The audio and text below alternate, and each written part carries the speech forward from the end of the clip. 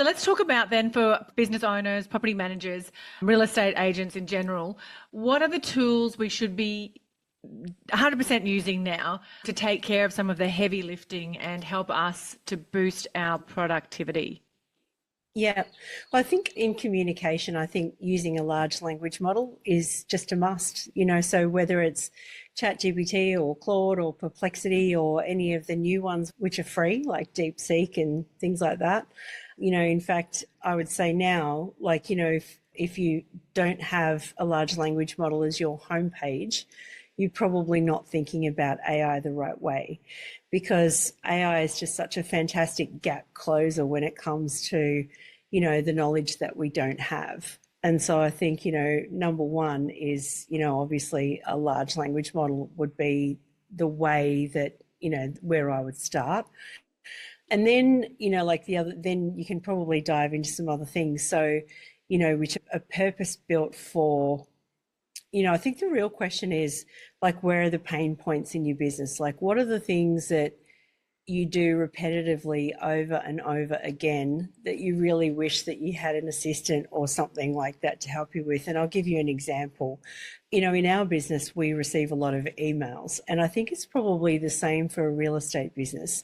And what I really want is I want someone to triage those emails into, okay, this one is a DEFCON 11 like shit bomb, if I can say that, versus this one, which is just spam, and then there's everything else in between. So it might be that as the leader of the business, I don't want, my team dealing with the DEFCON 11 email. I feel as the owner of the business, I should deal with that versus, something that is, like a low priority. So, like that's one of the things we're thinking about. I mean, from a sales point of view, so if you've got any BDMs listening, I think Crystal is an essential tool these days, like to be able to profile the people that you're meeting and, work out how to personalize things to that person, I think is a complete game changer. When I started in sales at British Telecom, back in the 90s as well, I mean, we didn't know. We had to start with an org chart and sort of work out how to approach each person in the org chart.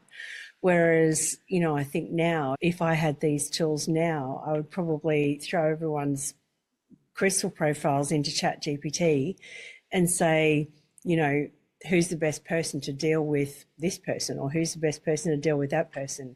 And that translates directly into real estate, because it might just be, that the person you send in to do a listing presentation or the person you send in to do a maintenance call or whatever is more likely to resonate with the personality of that client.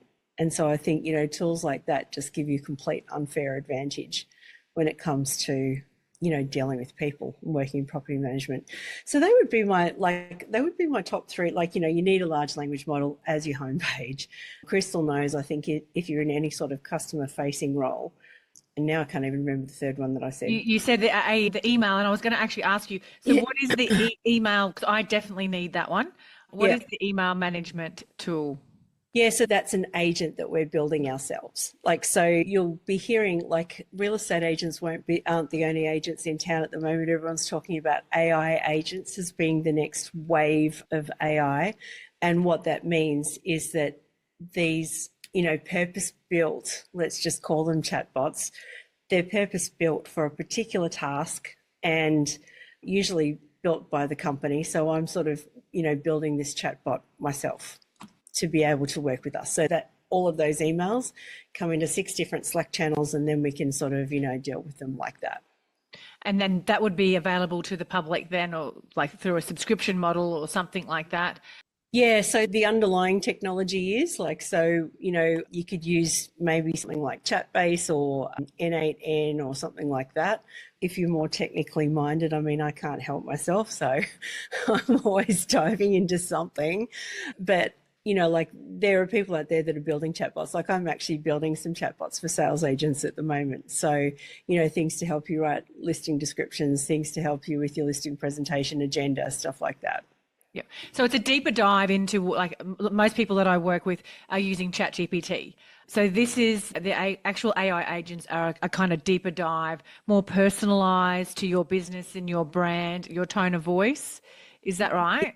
Yeah. Yeah, and the sky is really the limit with that sort of stuff. Like, at the moment, another pain point for me personally, we were sort of batting this one around this morning actually, is about editorial.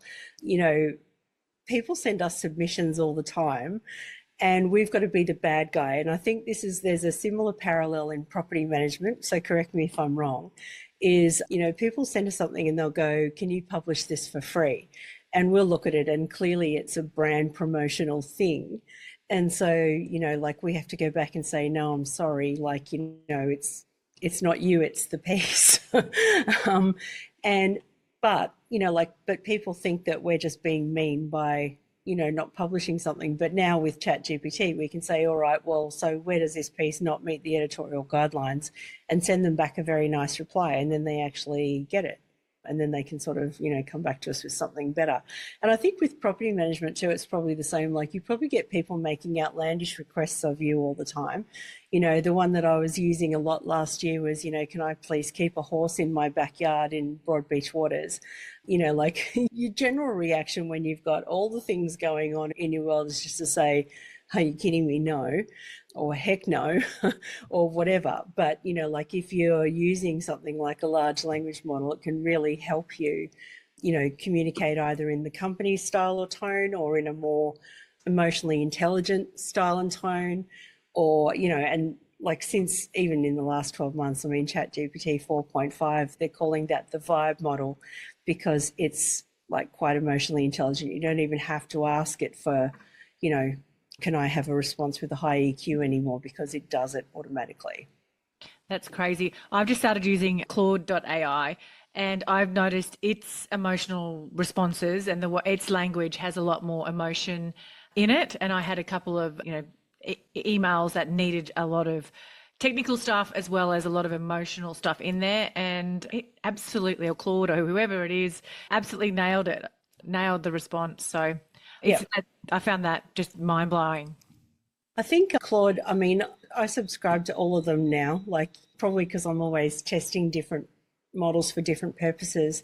But I would say Claude is the best writer of all of them. Like Claude is by far the smartest writer with the nicest. And because I'm a writer by trade, that's really important to me. Whereas ChatGPT is like your general practitioner, like, it's the OG and it's quite good at doing everything from producing images to, now this deep research thing is quite incredible. And then, like I always used to say, if you wanted to do research or if you wanted to sort of use the LLM more as as a search tool, I would have said Perplexity would be the one that I would use. But, I think that even today, as we record this, I don't know how long until, this one hits the airwaves, but AI have just put out this incredible image model today. So I can now drop a photo of me into ChatGPT and say, make this look like a portrait photo. Oh, and wow.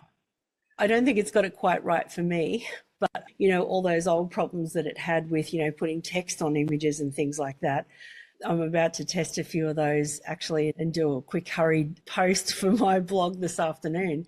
But, it's just amazing what you can do. And I do still think that, sort of going back, that there is, each large language model, it's sort of like having different employees for different tasks. And I do agree with you that Claude's way with words is the best. Absolutely. So let's talk about research then, because I think that's an area that a lot of real estate agents probably haven't used AI. I think a lot of them are now using it for their marketing and their social media, responding to clients' emails and stuff like that. I think that's a lot of them are now starting to embrace that and realize that's a huge time saver and boost to productivity. But what about for research, and especially market research? And I guess, for me, I always look at what is the outcome of it. So the market research for me is going to set me up as the expert in my core area. So what platforms, what tools, how should we be using it for that outcome? If you're ready to be a super organised, focused and productive property manager, buckle up, because Colmio is about to revolutionise the way that you work. Colmio is the driving force behind property management excellence in residential real estate. Now picture this.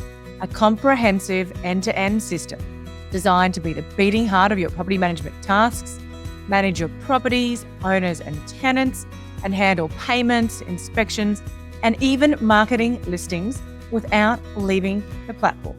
Colmio is designed to be an all-in-one solution to all your property management needs. And here's the game changer. Colmio isn't just software. It's been awarded the most innovative prop tech scale up in 2023. Yes, you heard it right. Colmio has been recognised for their groundbreaking approach to property management software. How good is that? So property managers, whether you're a seasoned pro or just starting out, dive into the future of property management with Colmio. You can book in a demo with the team today and go in their weekly draw for a Prezi gift card worth $100. All you need to do is to head to the link colmio.com/thatpropertymum, and Colmio is KOLMEO.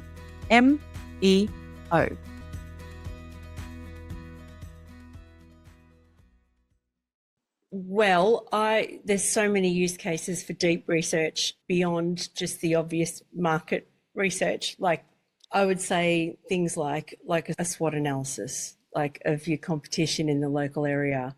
I would say if you're going to do any kind of content marketing, that's something I would do. A deep research prompt I ran recently is, we're relaunching our podcast soon. And so I asked ChatGPT for a relaunch plan. And what comes out of deep research is just, again, next level, because it has, I think under the hood, it's got the O3 reasoning model under the hood. And so not only does it go out into all corners of the web, but it comes back and actually sort of thinks about its responses too before it hands it over. A use case that, real estate agents really do need to know about is the operator. So that is OpenAI's agent. And what that does is, if I was to say to operator right now, can you give me who are the 5 best real estate agents in Broadbeach Waters? What operator does is, I don't know if you remember the old Citrix servers of the 90s, but basically it goes out, it opens up its own web browser and it starts searching the web on your behalf. So you can go and make a cup of tea and come back in 10 minutes time. And what it does is it takes screenshots and it is able to sort of click buttons and do all that sort of thing and do that research on your behalf. And so I did a bit of a study, before this version had actually come to Australia, I installed a VPN on my computer and pretended I was sitting in America and stuff. Again, probably something I would need to publicly deny. But I was gobsmacked at who was chosen as the best agents and why they were. Everyone's been wondering how AI is going to impact SEO. And that example, which, I'll give you a link and you can link it in the show notes for everyone if you like, but it actually shows, well, we actually want to see your days on market. We actually want to see, that you've got in all the different SEO directories that you have got a standard listing in there. So if you're at level 3, 243 Bridge Street in one directory and you've just got 243 Bridge Street in another directory, that won't be good for the AI because they won't be able to match it up. So the AI search is actually looking for transparency across all of your platforms. It searched Instagram, it searched Facebook, it came back with all of these links and evaluated, who it thought were the best agents in Broadbeach Waters. Before it did that, importantly, it said to me, what is important to you? And, for me, I said, well, or what sort of a house do you have? And I just said, I've got $1 million house. I want someone who's a specialist in selling luxury homes. And so I think, that's a big deal now too, because how everyone likes to say, I'll help you with all of your real estate needs from, whatever it is, point A to point B. The large language model is not looking for that because the first question to ask the user is, what sort of house is it and who should I look for? And so, you really need to sort of be aware of what you're specializing in and have that consistent across all platforms. So I made a bit of a list, checked it twice, and that list of things are the things that you need to start checking on your own website. And with that, so then it would also then translate across to your bios on LinkedIn, Instagram, the same messaging across everything. So I actually listened to a YouTube video recently, and that they were talking about it's no longer called SEO, it's called search, which was obviously search engine optimization. It's still called search. They've changed it now to say search everywhere optimization, because lots of people are now doing instead of Google searches, they're doing AI searches. And I know I find myself even doing that as well. So is there anything specific we need to be doing apart from being consistent on our messaging and who we are and what we stand for? And is there anything else that we need to be doing to make sure that we're showing up in that AI search? Yeah, I think, like I said, transparency is key. I think one thing people don't like putting up online are their prices, because obviously we all want to have a conversation about price. But, one of the questions that the AI will ask the consumer is, like, how much do you charge? Now, you can get around that by sort of having a price range, or you could have behavioural science says that you probably should have a range of prices, and, we could go down that rabbit hole another day. But I think that's definitely one thing. And I think having your stats front and center as well, because that's the way that the AI wants to rank you. And if it can't find them, then you just won't make the list. Oh my God. And you said something earlier as well, which I thought was triggered something in me, is that, we're having this conversation today about AI, but by the time this is released in a couple of weeks' time, it could be a whole different ballgame of AI, isn't it? And that's terrifying for a lot of people.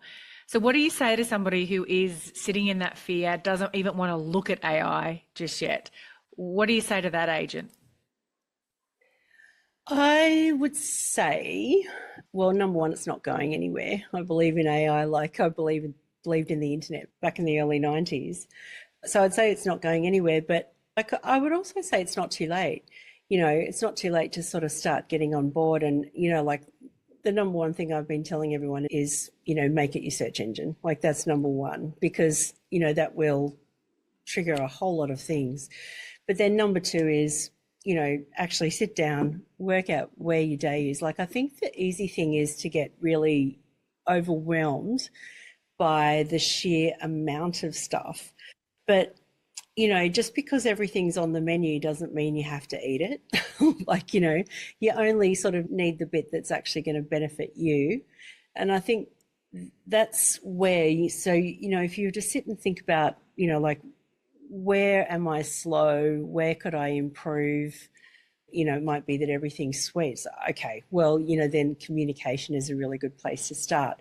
But I would say, I asked that question to someone the other day who was in property management, and I said, where are you, what's annoying you? Like, that's a good way to think about it. What annoys you? And she said, just people asking me questions about processes. And I'm like, well, why don't we look at creating some GPTs with your processes in them, so that then they can ask the GPT instead of asking you and then getting an answer back that they could have gotten, from ChatGPT anyway. So that's about training a model as well. Yep. On your own processes. But I think it's personal. It is easy to sort of drown in YouTube videos and I could do this or I could do that, but just because you can do something doesn't mean you should. I think it's got to be tied to a business need. And so, where are you inefficient? Where could you pick up your service? Where could you train your people better? Like, it's about actually strengthening your competitive advantage rather than just going after the shiny objects, I think. I think that's a great way to simplify it and stop people feeling overwhelmed, is, like you said, just to work out where you're annoyed, what's annoying you, who's annoying you, and how can the AI solve that problem for you. So can I maybe just get you down, and I know like you said, you're super into all this tech stuff and I'm assuming it's a bit of a passion for you as well.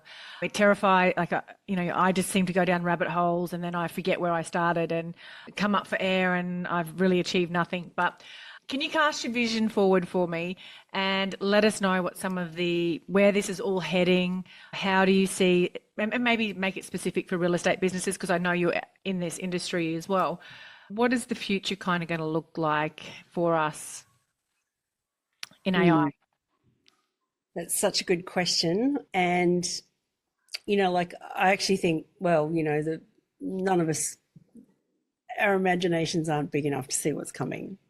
I sort of see in the next 12 months, efficiencies popping up everywhere with like AI agents or chatbots. And that's very much where I'm thinking on our business. But, is it going to be like the Jetsons or, there might be some driverless cars on the road and stuff like that. But I think that, and I've always said this, is that, the agents that can use AI well will win the new era. And that means using AI well to do the things that AI can do, to free you up to do the things that AI can't do. And so what I see as the can't do's is the building relationships and, having real empathy with your clients and, doing all those sorts of things, like caring, those things. If AI can free you up to do more of that, then I think that's how you win. I'm failing to see how sort of having an AI to make all your calls and things like that, I think it's all a bit of a race to trust, really. Like trust has always been the main currency in real estate. And now we've got to worry about this AI that's sort of, calling 50 people at a time. But what if you got the AI to sort of handle the back end, the email, the accounting, the helping you with strategy, things like that. And instead, you took more of a front and center role with the humans and sort of became, I heard it the other day from Ben White, became more of a community connector. That to me was really lovely because, I was sort of thinking that's a really positive way to look at property management for sure, rather than just thinking, oh, like the robot's going to take my job. I don't think the robot can ever take the job of someone who is in a frontline caring role. And that's how I see property management. Amazing. That you're absolutely 100% right. Thank you so much for sharing that with us. Now, I love personal development. Can you share, I'm sure you do too, a tool, resource, book, or podcast, something that our listeners will get some growth and transformation from? What have I? Well, I've just read the Art and Business of Online Writing by Nicholas Cole, who is my favourite YouTube person. I don't know, so if you want to learn to write, that's a really good one. I'm just thinking, I follow all the usual people like the Hormozis, and I think in real estate, Sharon Srivatsa is the guy to follow. Yeah, they're the people I'm into at the moment. So, but the art of communicating and social media and all the rest of it, definitely check out Nicholas Cole. Nicholas Cole. Perfect. Thank you so much for that. And now, how can our audience connect further with you? I know you have an AI course as well. So maybe share some details, and I'll obviously share it all in the show notes as well, but just let our audience know the best place to reach out to you. Yeah, I'm really easy to find. I think I'm all over the internet everywhere, but I actually have a free AI crash course. So for those of you that are feeling a bit overwhelmed, you can find that at aicourse.eliteagent.com. It's just a little 5-day intro into AI that will help you get over the hurdle of being overwhelmed and, goes through some of the things we've talked about today. Also, you can find me via eliteagent.com, and I put out posts and things regularly on aipoweredagents.com. Amazing. Sam, thank you so much. I have absolutely loved chatting with you and diving a bit deeper into the world of AI. Thank you, Kylie. It's been amazing. Can I ask you a quick favour before you leave this episode? Now, we all know how important reviews are for businesses these days, and mine is no different. If you could spare just a minute to follow, rate and review this podcast, it would mean a lot to me. In fact, what would get me super excited is if you share this podcast with someone in the industry who you think might need to hear some of the episodes right now. And if you'd like to find out more about working with me or any of the products I have to help you start, grow or scale your property management business, head to my website, thatpropertymum.com.au, or check out the links in the show notes.